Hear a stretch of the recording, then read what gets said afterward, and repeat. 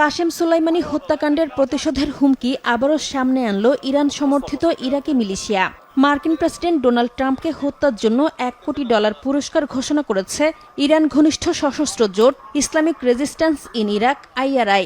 Gulf নিউজের এক প্রতিবেদনে বলা হয়েছে, টেলিভিশনে সম্প্রচারিত এক অনুষ্ঠানে এই ঘোষণা দেয়া হয়।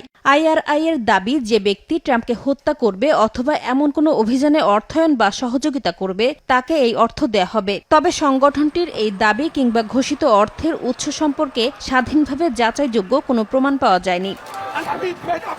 সম্প্রতি হোয়াইট হাউসে ইরাকের প্রধানমন্ত্রী আলী আল জায়েদির সঙ্গে বৈঠকে 2020 সালে ইরানের কুদস ফোর্সের প্রধান জেনারেল কাশেম সোলাইমানি এবং ইরাকি মিলিশিয়া নেতা আবু মাহদি আল মুহান্দিসকে হত্যায় নিজের ভূমিকার কথা উল্লেখ করেন Trump.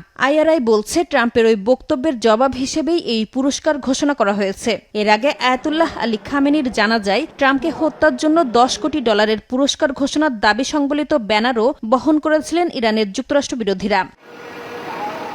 Islamic resistance in Iraq মূলত ইরানপন্থী কয়েকটি প্রভাবশালী মিলিশিয়া কাতাইব হিজবুল্লাহ, হারাকাত হিজবুল্লাহ আল নুজাবা, কাতাইব সাইদ আল সুহাদা এবং আসাইব আহল আল হাকের সমন্বয়ে গঠিত। যুক্তরাষ্ট্রের অভিযোগ, এসব গোষ্ঠী ইরাক, সিরিয়া ও উপসাগরীয় অঞ্চলে মার্কিন সেনা ও মিত্রদের ওপর বহু ড্রোন, রকেট, ক্ষেপণাস্ত্র হামলা চালিয়েছে। যদিও নিজেদের স্বাধীন প্রতিরোধ আন্দোলন বলে দাবি গোষ্ঠীগুলোর। মার্কিন গোয়েন্দা সংস্থাগুলো দীর্ঘদিন ধরেই অভিযোগ করে আসছে, সোলাইমানি হত্যার পর থেকে ট্রাম্পকে হত্যার ষড়যন্ত্রে ইরান সংশ্লিষ্ট ব্যক্তিরা সক্রিয় ছিল। বিভিন্ন আদালতের নথি, ফৌজদারি মামলায়ও এমন অভিযোগ উঠে এসেছে, যদিও তেহরান বরাবরই এসব অভিযোগ অস্বীকার করেছে। নাসরিন রুমি, সময় সংবাদ।